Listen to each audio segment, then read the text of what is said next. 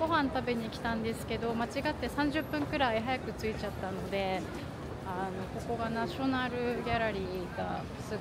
なんだっけ、トラファルガースクエアがすぐそこなので、ちょっとご案内したいと思います。ちょっと映したいと思います。こっちがナショナルギャラリーで、ちょっとまだクリスマスマーケットやってますけど、こっち側がトラファルガースクエアです。背景がめっちゃロンドンでもないか、こんな感じです。ナショナルミュージアムじゃない、ナショナルギャラリー。あとはライオン、いつもなんか人乗っかってたりしたけど、なんかバリケードしてありますね。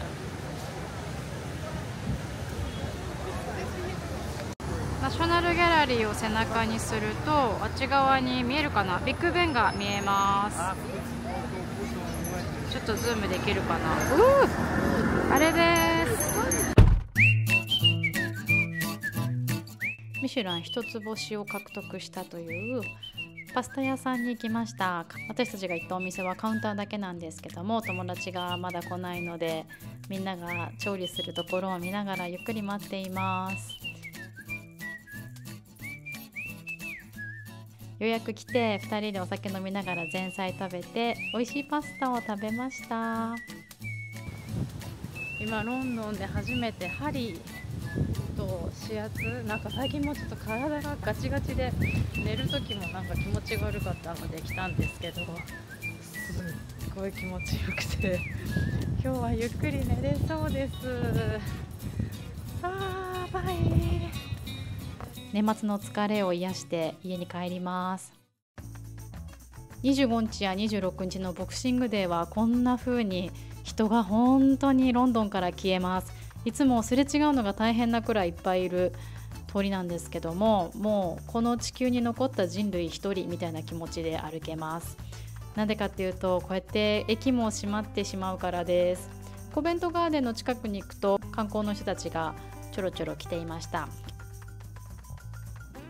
今日はサボイホテルにアフタヌーンティーを食べに来ました。この前もちょっとお伝えしたんですけども、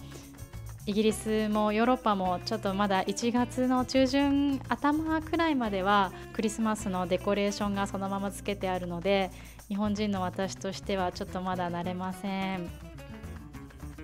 サボイホテルはイギリスの王侯貴族はじめ世界中のセレブリティを顧客にしてきた元祖ラグジュアリーホテルです。ホテルのリッツってありますね。そのリッツさん、セザール・リッツさんがサボイの第1代のジェネラルマネージャーなんですけども、彼が当時なかった伝統だったり客室内のバスルームだったり、そういうアメニティをホテルに初めて導入した人です。彼の作ったスタンダードが今いろんな高級ホテルのスタンダードになっています。そしてアフタヌーンティーを食べた後はロンドンで現存する中で最も古いカクテルバー、アメリカンバーに行きました。130年の歴史を持っていて、ザ・サボイカクテルブックの著者であるハリー・クランドックだったり、伝説的なバーテンダーを輩出してきました。こんにちは。これからちょっと年末年始のものを買いに行きたいと思います。日本食のスーパー行ったり、あと普通のグロッサリーショップに行こうかなと思ってます。行ってきます。地下鉄に乗って揺られていきます。日本食スーパー、私は結構近くにあるアジアン系のもので済ませてしまうので、日本食だけを取り扱っているところは初めて来ました。柿が売ってました。そして帰りにホールフーズによって新鮮なオーガニックの野菜とかを買いながら、芽キャベツってこんな風になってるんですね。日本の柿が買えたのが一番嬉しかったです。おせちをさっき起きて今からおせちを迎えにお魚屋さんに向かいたいと思います。お魚屋さんです。無事おせちをピックアップできました。家帰って掃除とかしてゆっくりしようと思います。とことこ掃除をしていきます。もちろんトイレだったりお風呂だったり玄関だったり廊下だったりも掃除したんですけども、ちょっと全部取る暇がなくてちょっと割愛しております。昨日も掃除機かけたんですけども、ちょっともう一回拭き掃除しようかなと思って拭いています。皆さんはどんな家事が好きでしょうか？私はお皿洗いは好きなんですけど、洗濯物はあんまり好きじゃないです。クイックルワイパーとか拭き掃除は好きなんですけど、掃除機は音が大きいからあんまり好きじゃないです。きれいに整えたら、この棚を片付けます。まずはシュシュッと拭いて、オランダでもらった枯れないチューリップ、それからこれはジュエリーケース2つ目、可愛いお皿にはカエルと八幡様のお守りです。モロッコで買ったケースと、あとロイヤルオペラのケースの中には目薬とかアロマオイルが入っています。パフューマー H フエギやルラボの香水と照明とコラボしたシールトルドンかな。友達がこの前松前漬けを送ってくれたので、お魚屋さんの数の子と会えます。そのつけてる間にキッチンも掃除です。一人暮らしだったらちょうどいいかなくらいの大きさのキッチンです。またここも引っ越さなきゃいけないのでちょっと寂しいですね。4月になったらきっと新しい家に行かなければいけないかもしれないです。シーツを持ってって干します。やっぱりシーツ洗うと気持ちいいですよね。よっぽど柿買ったの嬉しかったんでしょうね。見せてくれてます。みかんです。松前漬けくれた子がお蕎麦も送ってくれたので、年越しそばを作っているところです。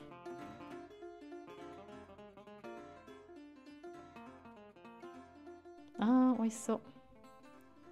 海苔を散らして食べました。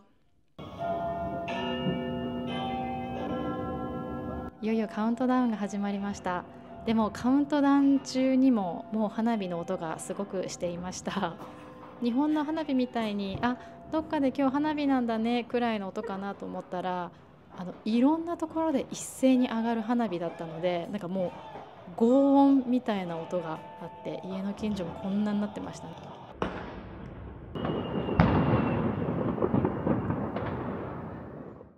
おはようございます。ちょっとお雑煮を作りました。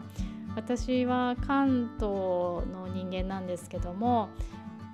日本の食材はそんな全部欲しいものがこっちでは手に入らないから、結局その欲しいものが作れないんだったら、せっかくならなんか食べたことないもの作ろうかなと思って関西の白味噌風にしてみました。甘くてすごい美味しかったです。今年のおせちです。美味しそう、嬉しい。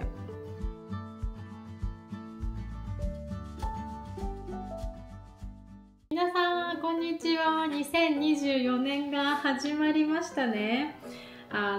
せっかくなのでなんかお気に入りのものを並べてみました。皆さん2023年はどんな年でしたでしょうか？そして2024年がどんな年になるかなと楽しみですね。私の話を少しすると、2023年は本当にいろんな人に会うことができたし、お仕事の面でも恵まれてたなと思うことがすごく多かったです。でそれとちょっと相対するというか、少し思ってるのは、イギリスに来た時にイギリスで頑張るぞっていうふうに言ってたから、そのイギリスでの活動っていうのが、もちろん大学頑張ったからもうそれで万々歳っていうところもあるんですけども、何かイギリスでこういうことをしたよとか、そういうことがあんまり発表したり言えることがなかったから、それはちょっと悔しいなというか思ってました。でもなんていうかな、やりきったぞって思ってるんですね。っていうのは1年間を通してこういうふうにイギリスのてか外国の仕事は進んでいくんだなとか、こういうのが好まれるんだな、こういうふうにプロポーザルを持っていくんだなっていうのが身をもって人と普段日本にいる時はきっと会えなかっただろう人たちと実際に会ってすごいカジュアルに話をしてくれたり、そういう機会にすごく恵まれたので、エンジンをかけるような1年間だったなと思いました。2024年エンジンがちゃんとかかっていろいろ進むのかどうかっていうのは、それは正直わかんないんだけどもでもなんかすごいやりきったなっていう気持ちと、なんだろう、たとえ仮に何も2024年が何も起こんなかったとしても、私としてはすごく新鮮な毎日があるし、悔しいぞって思う時が一番自分をなんか私の性格上なんか前に行ってやるぞみたいな気持ちになるので、ちょっと厳しかったりちょっと優しかったりするロンドンにすごく感謝してるし、やっぱ来てよかったなっていうふうに思います。そんな生活も大学院は今年の6月に終わるので、もしかしたら YouTube もそこでさよならなんですけども、ひとまずあと半年楽しく駆け抜けたいと思っております。2024年はですね、どんな年にしようかなと思いますと、3つ一応そうですね、立ててまして、1つは、1ヶ月に1つの国か地域に行くっていう風にしたいです。やっぱりいろんな国、2023年、去年はモロッコ行ったり、フランス、プラハ、ブダペスト、イタリア、アイスランド、デンマーク、オランダ、日本の中でもいろいろ行ったし、台湾、香港、イギリスの中でもグラインドボーンだったりケンブリッジだったりいろいろ行きました。で、行くたびに思うのは、私はこういう今自分が育ってきた常識でもちろん生きてますけど、いろんな地域に行ったりするとそれが当たり前じゃもちろんなくなるし、で、私が持っていた常識は私が暮らしてきた中ではなんていうんだろう、美しいとされてるものかもしれないけれども、逆にそれが自分の価値観だったり何か人生の見方というか、何か物事を見るときに狭めてしまってたんだなっていうことに、どこかに行くたびに気づかされるなっていうのは思いました。なのでたくさんの国や地域に行って、それは私はいつもそこから帰ってくるとイラスト描きたいなっていう気持ちにもなるから、そのモチベーションというか何かを吸い込む意味でも1ヶ月に1つ行けたらいいなと思っています。2つ目はですね、体を鍛え続けることです。もちろん引き締まった体が手に入ったらすごく嬉しいんですけども、というよりもなんかメンタルの面で、運動ってメタファーというか、なんか人生やっていく中で毎回が毎回全てがうまくはいかないし、どんなに努力をして自分の力を出せるだけ出したとしても、相手との相性があったりタイミングがあったりでうまくいかないことっていうのは、人生よくあることかなと思います。でも運動は裏切らないというか波はあると思いますけど、頑張った分だけ速く走れるし、昨日よりも高く飛べるし、なんか運動してることがなんていうんだろうな、諦めないというか信じることをすごく助けてくれるなって思って、なんかうまく言葉にできないんですけども、なんかうまくいかない時にくじけないためのなんかメンタルを鍛えてくれてるなっていうふうに思います。もちろんなんか出るとこ出て閉まるとこ閉まったみたいな体が手に入ったら嬉しいですけども、メンタリーもフィジカリーも健康にいきたいなと思っています。で、最後はですね、展示を考えています。今年の末、来年の頭、でも考えているだけなので何もまだ動いてないからちょっと分かんないんですけども、一応企画しているし、自分の制作に没頭したいなっていうふうに思ってて、で、なんかそれが始まるから、いろんな人と話して何か知識を身につけていくのはとても大事ですけど、その一方で制作っていうのは一人でコツコツやっていくものだから、深く深くまで潜って自分が見つけたものを海面に引き上げていくような作業だから、自分が思ったこととかをうまく対話して、なんかジャーナリングとかを始めようかなと思っています。なんか私もともと書くことが好きなので、いろいろもうすでに書いてはいるんですけども、これを続けていきたいなというふうに思ってます。パッと見スローな2024年になるかと思いますが、ここからうまく可愛く花が咲くように頑張ってまいりたいと思います。皆さん本当にいつも見てくださったり応援してくださりありがとうございます。ぜひ今年もよろしくお願いします。皆さんにとってもどうか素晴らしい1年になりますようにお祈りしております。バイバーイ。よっ。